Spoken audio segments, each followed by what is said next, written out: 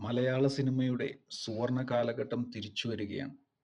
പണ്ടുമുതലേ മലയാള cinema Indian സിനിമയിലെ തന്നെ മികച്ച കഥകൾ പറയുന്ന, മികച്ച അഭിനേതാക്കളാൽ സമ്പന്നമായ സിനിമ എന്നാണ് അറിയപ്പെട്ടിരുന്നത്.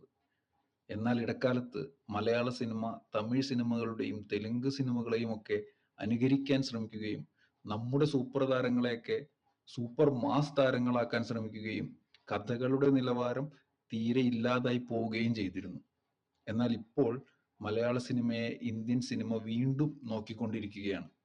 നമ്മുടെ ചെറിയ സിനിമകളെ ഭീമമായ സിനിമകൾ ഉണ്ടാക്കാൻ കെൽപ്പുള്ള ബോളിവുഡും കോളിവുഡും ടോളിവുഡും ഒക്കെ അസൂയയോടെ നോക്കുന്നു. എന്താണ് അതിന് കാരണം? തീർച്ചയായും മനോഹരമായ ജീവിതഗന്ധിയായ, നമ്മൾക്ക് ചുറ്റും കാണുന്ന പലരുടെയും കഥ പറയുന്ന, മനുഷ്യരുടെ സ്വഭാവ സവിശേഷതകളെ സൂക്ഷ്മമായി വീക്ഷിച്ച് അതിൽ നിന്ന് കഥാപാത്രങ്ങളെ ഉണ്ടാക്കി ജനങ്ങൾക്ക് മുൻപിൽ നിർത്തുന്നു. അത് കാണുമ്പോൾ ലോകത്ത് എവിടെ നിന്നുള്ളവർക്കും ആ കഥാപാത്രങ്ങളോട് റിലേറ്റ് ചെയ്യാൻ സാധിക്കുന്നു. അങ്ങനെ മലയാള സിനിമ മനുഷ്യന്റെ കഥ പറയുന്ന, മനുഷ്യന്റെ ഹൃദയത്തിൽ തൊടാൻ കഴിവുള്ള നല്ല സിനിമകൾ ഉണ്ടാക്കുന്നു എന്നതാണ് കാരണം.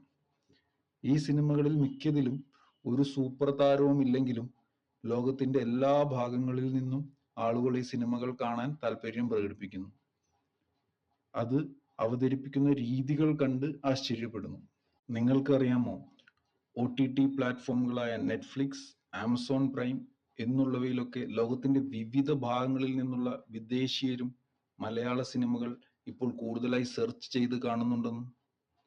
ഇങ്ങനെ തുടർന്നു പോകാൻ കഴിഞ്ഞാൽ മലയാള സിനിമ തീർച്ചയായും പുതിയൊരു നിലവാരം ഇന്ത്യൻ സിനിമയ്ക്ക് മുൻപിൽ വയ്ക്കുകയും മലയാളികളുടെ ഭൗതികമായ മുന്നേറ്റം മറ്റു സംസ്കാരങ്ങളിൽ ഉള്ളവരുടെ മുൻപിൽ വിളിച്ചോതുകയും ചെയ്യും.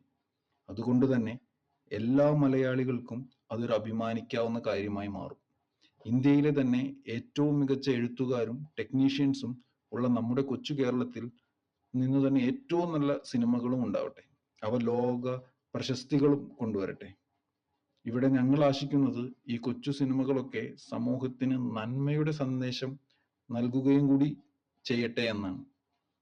നിങ്ങളുടെ അഭിപ്രായങ്ങളും കമന്റ്സിൽ രേഖപ്പെടുത്തുക. ദയവായി സബ്സ്ക്രൈബ് ചെയ്യുക.